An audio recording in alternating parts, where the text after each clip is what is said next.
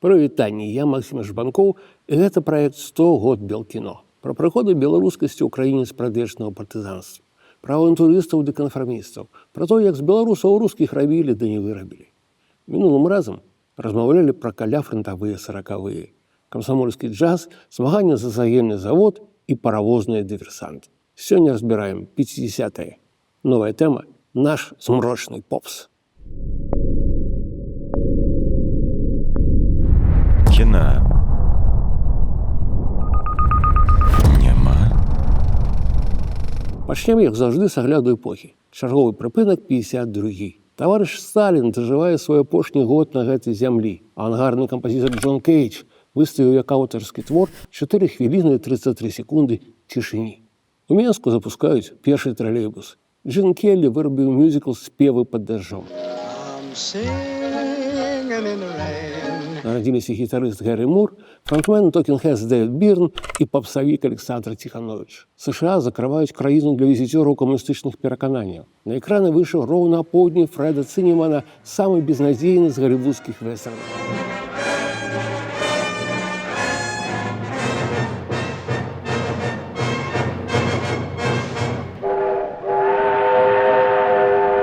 Белый диджей Алан Фрид гоніць на раду чорныя плыткі, і гэта ўжо народзіны рок-н-рола. We'll find out right now which of these gentlemen is the king of rock and roll. Will the real Alan Freed please stand?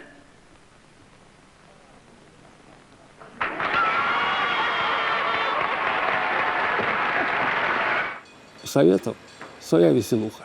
Па выніках года ў лідары кінапракату выйшлі 3 варожыя стужкі пра дзікуна Тарзана. Але ж трохі пернічку асыпалі і нам на пачэсным 11 месцы – беларуская Паўлінка. Народный поэт Белоруссии Ян Купала в своем богатом литературном наследстве оставил нам веселую комедию «Павлинка». Ці варта гэтым ганарыцца? Я б не спяшаўся. Бо на пачатку 50-х вырашальнымі для кінавытворчасці выявіліся 2 фактары – эканамічны і ідэалагічны. Па-першае, сродкаў на фільмы ў ледзь адноўленай гаспадарцы фатальна не хапала. А па-другое, з кіраванай культуркай увесь час было штосьці не так. Паэты не гналі шэдэўраў, музыкі спявалі няправільна, кіношнікі слаба разумелі сваю адказнасць. Ты іх выпраўляеш, накіроўваеш, крытыкуеш, а якасці все адно няма. Я хотела замуж идти. Через окно! А что ж, коли татка с мамкой через дверь не пускают? Выйсцем падалася праграма так званага малакарціння. Базавы прынцып выглядаў надзвычай проста – вырабляць менш, зарабляць больш. Іншымі словамі, эканоміць на вытворчасці, а з пракату атрымліваюць па максімуму. І перадусім, проста перанесці на экран папулярныя тэатральныя пастаноўкі. Першая аказалась «Купалаўская Паўлінка». Рэжысэр Александр Зархі не надта заганяўся мастацкай кіношнасцю. Нібыта глядзіш спектакль з першага шэрагу партэра. У выніку маем безнадзейна састарэлую сцэнічную імпрэзу. Шляхта скача, дзеўкі пяюць, дзядзькі бухаюць, фірмовыя прымаўкі кшталту «тудэма-сюдэма» і непазбежная лявоніха. А да таго, кранальная прадмова, як Купала любіў простой народ, ды перагучка на расійскай. Плюс штучна прыцягнуты хэппі-энд.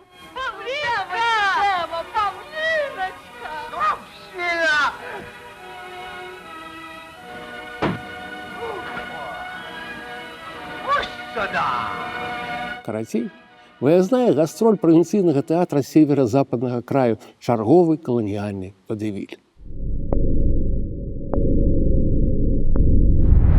Таварыш Сталін паважаў кіно пра камуністаў, але любіў штатаўскія вэстэрны. І не выпадкова. Правільнаму савецкаму кіно адчайна не хапала дынамікі ды вастрыні. А вось Галівуд спраўна вырабляў герояў экшэну зорак свабоднага дзеяння. Каб Белкіно зрабіла нешта падобнае, мусілі здарыцца 4 рэчы. Трафейнае кіно, яно выкладала незалежнасць ды авантурызм. Новая публіка, першая пасляваенная генерацыя гадаванца Куджавы і Прэслі, якія вучыліся жыць і кахаць па Богарту і Габену. Смена эліт. У 50-х завес чырвонага чынавенства на вядучыя пасады селі былыя палявыя камандзёры. Яны былі не супраць пабачыць сябе на экранах. І хрушчоўская адліга. Яна стала трыгерам для тых, хто паверыў у перазагрузку рэжыму. Менавіта напрыканцы 50-х рэвалюцыйнасць замест тактыкі творчага выжывання становіцца народным атракцыёнам. Наш рухавік запусціўся 56-м разам з Міколкам-паравозам Льва Голуба. Дяденьки, царя мне надо! Дяденьки, царя! Пожалуйста! Остановить поезд! Яшчэ даваенная дзіцячая аповесць Міхася Лынкова была эксцэнтрычнай, гераічнай і да таго ж цалкам інфантыльнай. Дакладна тое, што трэба для дзетак пераможнага сацыялізму. Кіно атрымалася адпаведна. Зухаватым, бадзёрым і друкаватым, піянерскі лягер імя кастрычніцкай рэвалюцыі.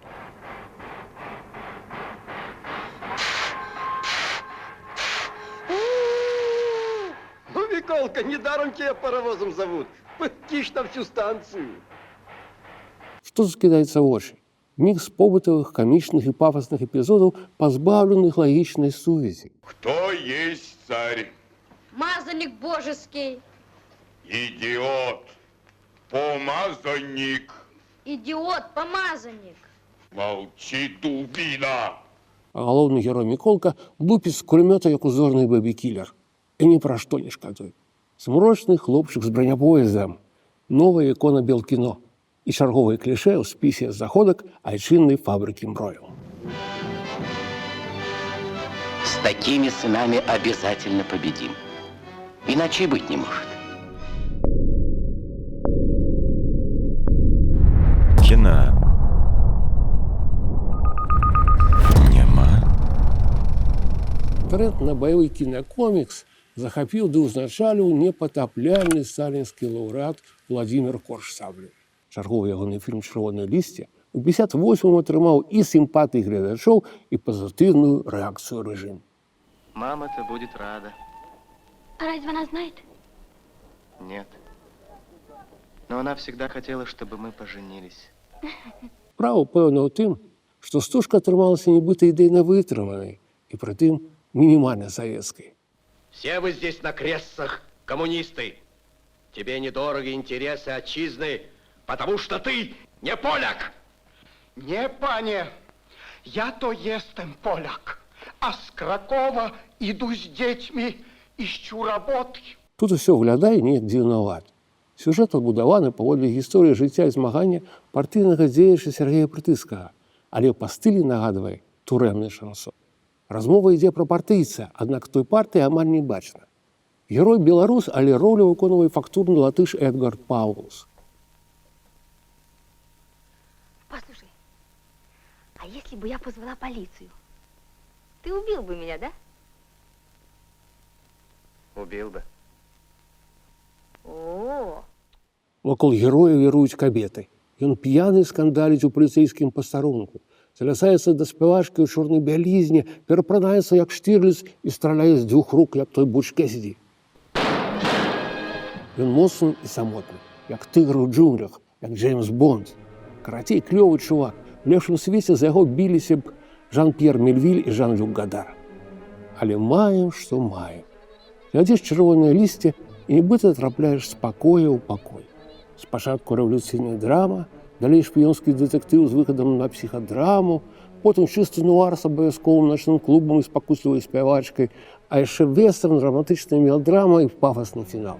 «Чырвонае лісце» абяцае зашмат. У гэтым ягоная моц і адначасова слабасць, бо ўсе абяцанкі застаюцца недакручанымі.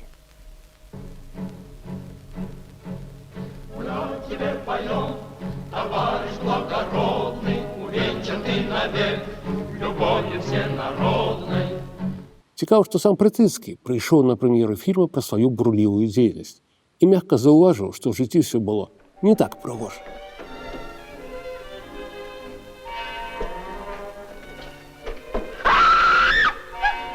Молчите.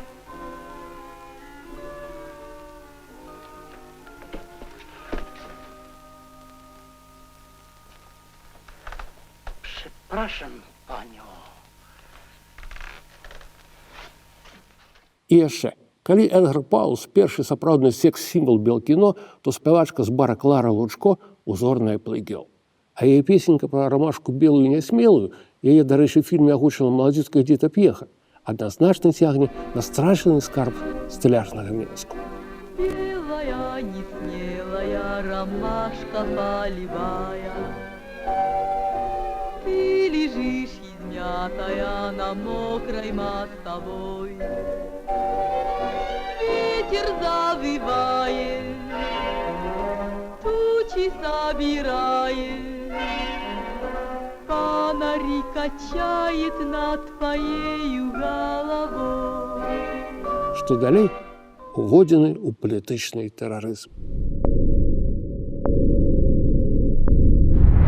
Чырвоныя лісце і Міколка Паравоз былі каляровымі, як экранныя забаўкі накшталт кубанскіх казакаў альбо смелых людзей. А вось чарговы хіт беларусфільма «Гадзіннік спыніўся апоўначы» знялі чорна-белым.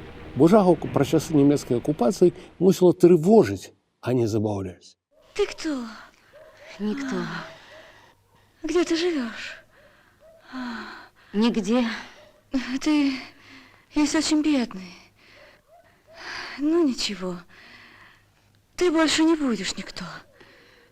Не будешь нигде, ты будешь самый счастливый человек на свете. Жорсткасць ідэйнай пазіцыі, лабавое супрацьстаянне герою, адназначны падзел на сваіх ды чужых – усе гэтыя фішкі ваеннага часу захаваліся ў белкіно 50-х. Каб дзіўным чынам спалучыцца з жанравымі клішэ і аўтарскімі тэхнікамі экраннага выказу. Сапраўдны факт забойства гаўляйтара Кубы падпольшчыцай Мазанік трапіў у рукі чарговага засланца з цэнтра, рэжысэра-сцэнарыста Мікалая Фігуроўскага. «Гадзіннік» – прадукт відавочна кампрамісны. Гібрид маладой гвардыі і мостава трыло з лёгкім дадаткам Канстантіна Заслонава. Стужку цягнуць у розныя бакі патрэбы ў гераічнай легендзе, гісторыя няшчаснага кахання, здраднікі, правакатары і цётка з сякерай. Поменьше любопытствуй, если жить хочешь. Матывацыя герояў дзесьці на ўзроўні «Трох мушкецёраў». Фільм трымаюць не сюжэт, а характар. Гітлераўскі намеснік занадта адукаваны і разумны дзеля гэтай бруднай працы, наіўная пакаёўка жыве з бомбай пад падушкай і чакаюць выпадковыя спатканні і прадказальная развязка. А почему ты здесь? Сюжэт лайно, але тая бяды. Істотнае тут адбываецца, калі знешне не адбываецца анічого. Сталенне гераіні мы разумеем праз паўзы і змрочныя краявіды, праз буйныя планы і кароткія рэплікі, праз агульную атмасферу вострай нязгоды і зацятага супрацьстаяння. Галоўная падзея стужкі – не ліквідацыя нацыста, а нараджэнне асобы. Алеся пасярод воўчай зграі. Чырвоны каптурок тыле ворона.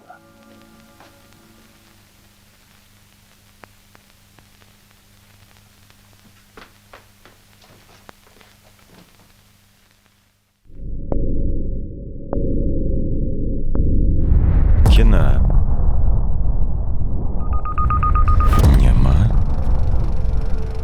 Беларускія 50-е – час рэміксаў ды мутацый.